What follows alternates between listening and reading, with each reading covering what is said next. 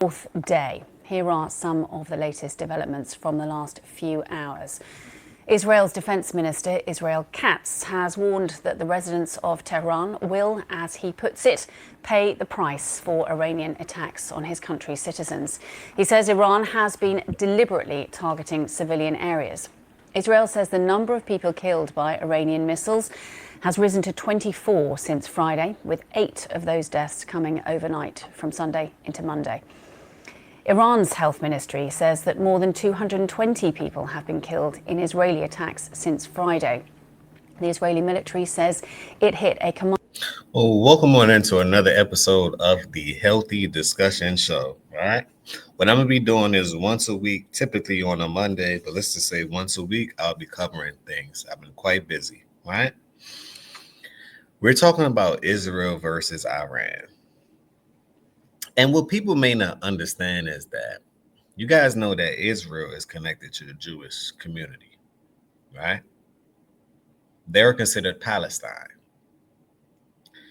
Israel is a superpower, which is also backed by the United States of America. Though Trump said he's not involved, he has no choice but to be involved, right? These are the things that they're not telling you behind the scenes. So when I look at these news reports, I begin to laugh because I said, only a fool will believe what they say, watch what they do. Only a fool, right? When I'm saying that most of these channels are saying the same thing, Fox 5, CNN, CBC, BBC, all of these C's, they're saying the same thing because they want you to program. They want to program you, which is also known as propaganda, right? To think whatever they want you to think. So some people may say, this is World War III. This isn't World War III. This is World War, whatever they want it to be. Let me repeat. This is World War, whatever they want it to be. Because y'all don't know that Israel is super powerful, right? They are 10 times more powerful than Iran will ever be. Think about who run the society. Who run this modern day society as you guys will know it right now? The Jewish community. Put a 1 in the chat if you believe that that's true. Put a 2 in the chat if you believe anything different.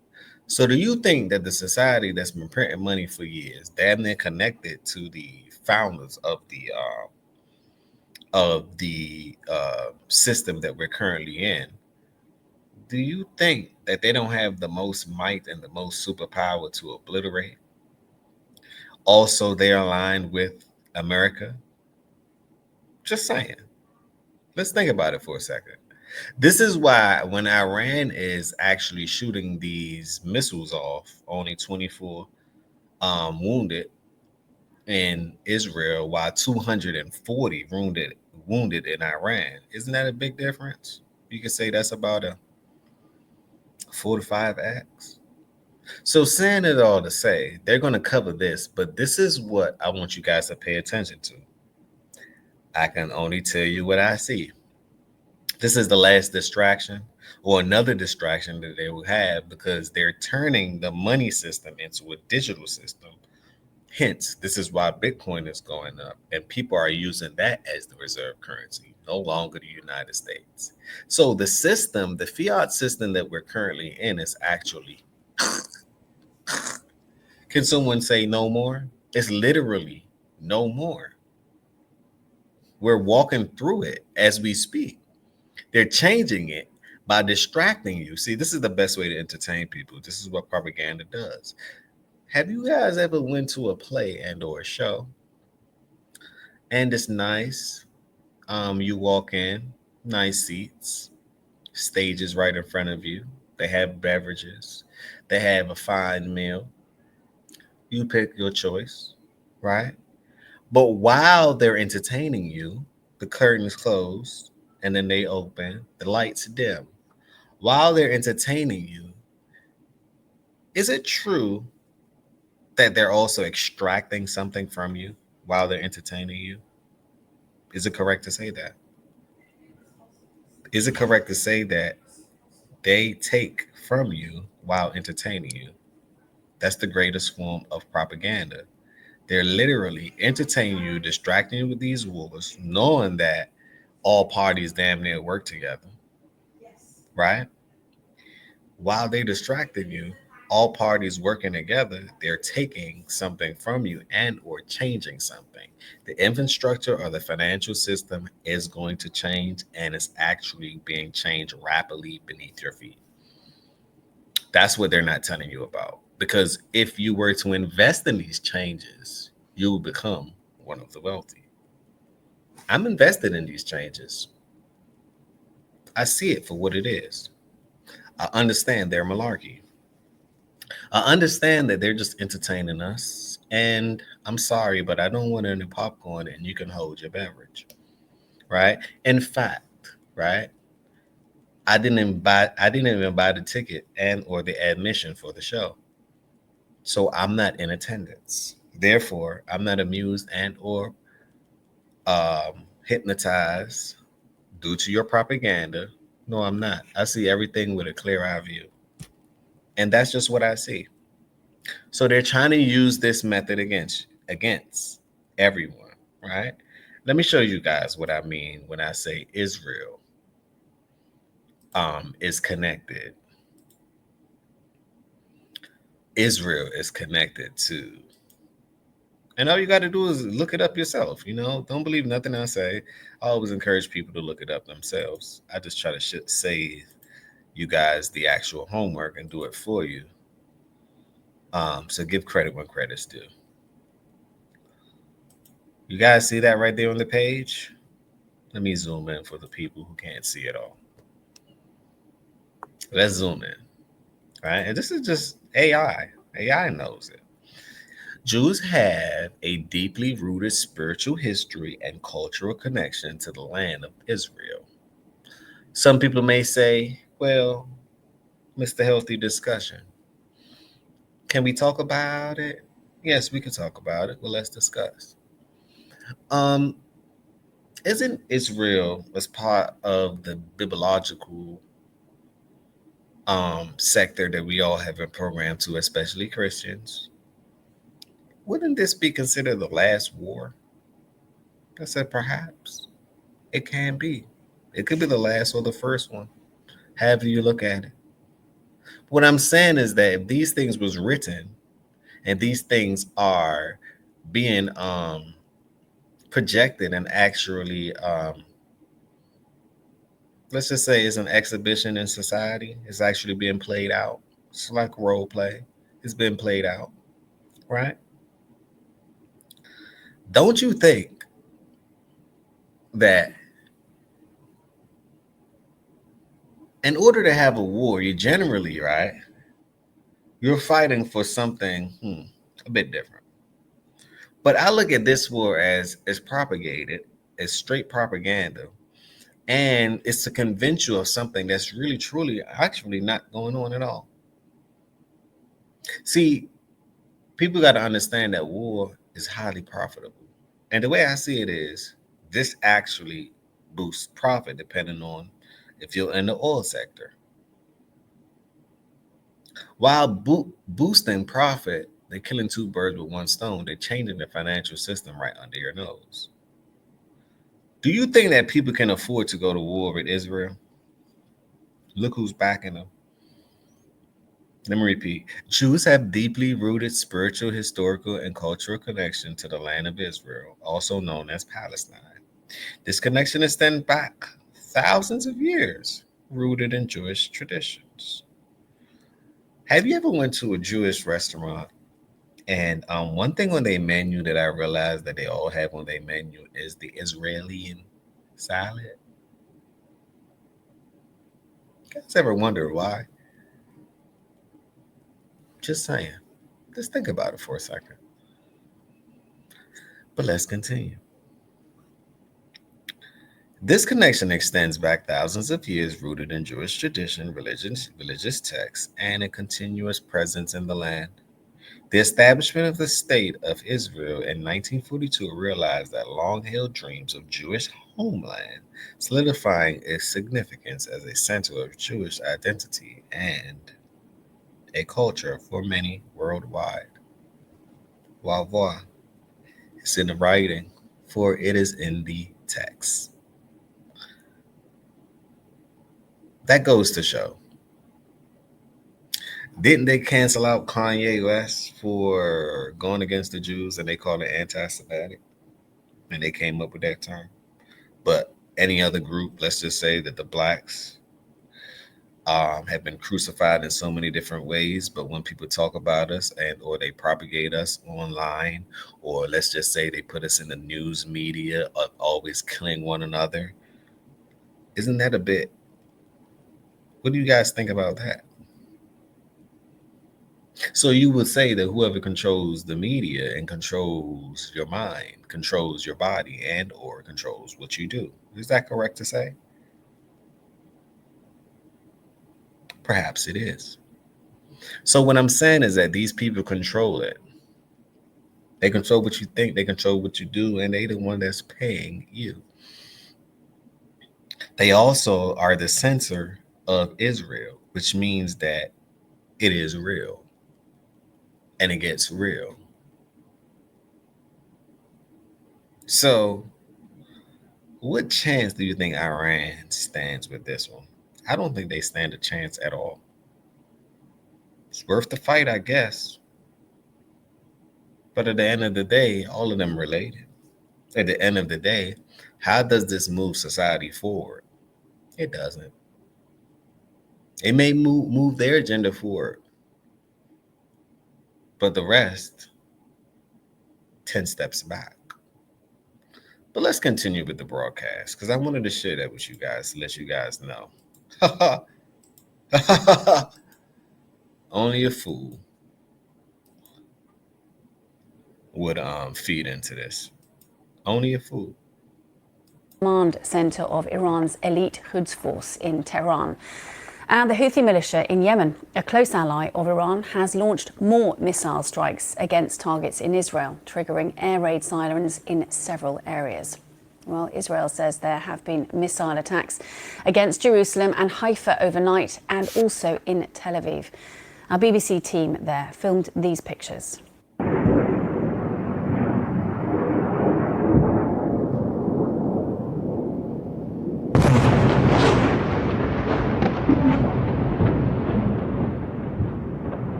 Well, let's take a look at the areas which Iran has targeted with missiles. These were the attacks in Haifa. This is to the north of Israel, and the location of a major port and oil refinery. These pictures were in the skies over Jerusalem. Israel says its air defense systems intercepted various threats and people were told to take cover. Meanwhile, Israel says it struck military sites in central Iran. Iranian media say a military complex near the capital had been hit. Now, with BBC journalists not able to work inside Iran, less footage of Israel's attacks has emerged. But late on Sunday, Iran confirmed the head of the Revolutionary Guard's intelligence unit, Mohammad Kazemi, had been killed. Well, let's speak to the Director General of the Middle East Association and former UK Ambassador to Iran, Nicholas Hopton. Ms. Hopton, thank you so much for joining us on BBC News. Yes, it's an area you know well. How concerned are you at how quickly events could escalate from where we are now? Quite quick. Good morning. I think we're at a very... They can escalate quite quickly. You're dealing with Israel at the same time. You're dealing with the Jews, which is backed by the Jews. That's their backbone. And they also work with the United States CIA and the FBI. So they have the intelligence of the intelligent. I believe that they can be one of the most, or some of the most intelligent people with the software that we cannot beat. So Israel actually have something to look out for. Not Israel. Iran have something to look out for. It's not even a match. It really isn't. But let's continue. And I believe that if Iran had different tactics, it would have been a much different play. Instead of attacking Israel, how about you attack other parts of Israel's supports? Not propagating war, but I'm just saying, let's just be very tactical. Right? Just saying. But let's continue. Very pivotal moment in a very dangerous situation. Since Israel first launched their rather unexpected, in terms of timing, the strikes Thursday night, things have moved very quickly. I think if Prime Minister Netanyahu had gambled on having a swift capitulation by the Iranians, that's clearly not happening. And is ramping up in terms of tension. You've seen overtly killed many civilians on both sides. And I think today leaders comes at a very important moment, not least so that the President of the United States, Donald Trump, can set out his views and hear from his colleagues. And that's another thing I wanted to talk about since he just mentioned Donald Trump.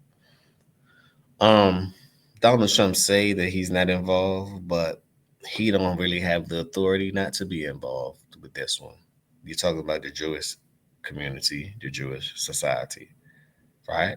America aids Israel. Let me repeat. America aids Israel. So it's actually America, Israel against Iran and its superpowers.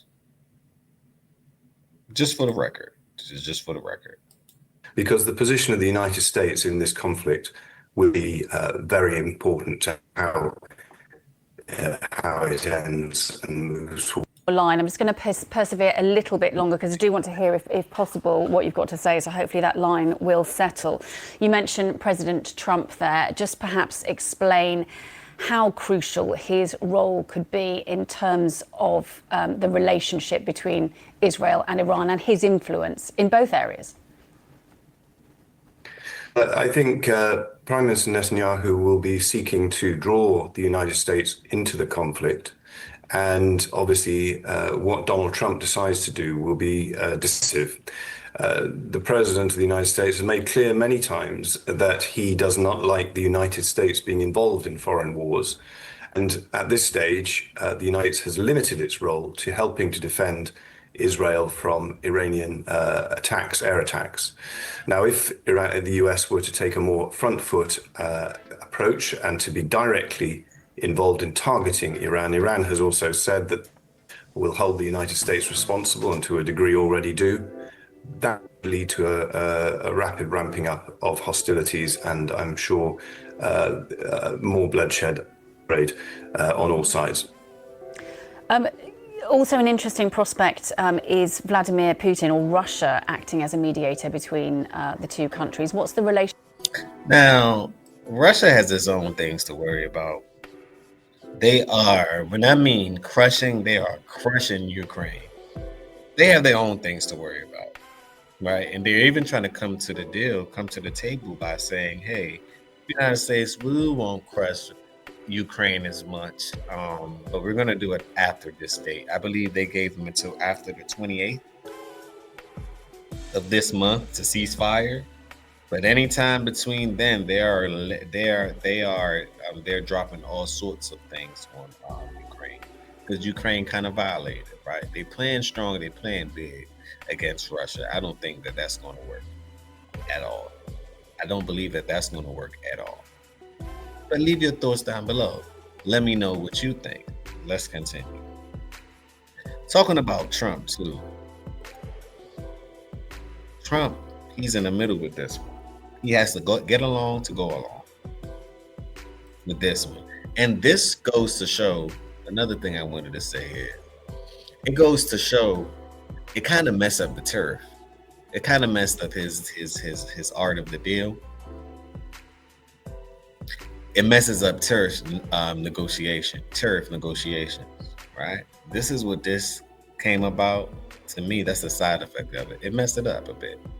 Now China's going to be looking at you like, this is a great opportunity. Is it not? Let's continue. Relationship like between Russia and Iran, and could that help having their involvement? Well, Vladimir Putin, of course, is an unlikely peacemaker given his hostility and offensive against Ukrainian sovereignty. But in this instance, he may have a role to play, given that he does seem to have a relationship of sorts with Donald Trump. the US president, and is the relationship with Iran is close. I would say it's tactical more than anything, but the Russians and the Iranians do support each other mutually in the face of their global isolation. I didn't know that. The Russians and the Iranians support each other.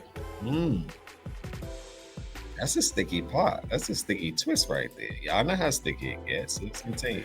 I think whether Vladimir Putin will be able to engage with the Israelis at this stage is a different question.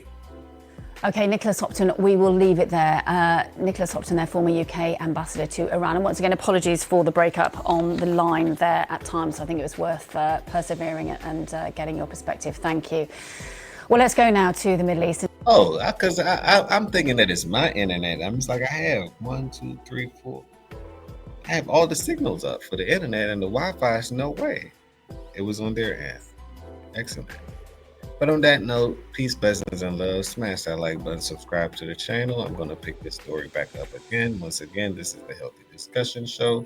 You guys have a good one.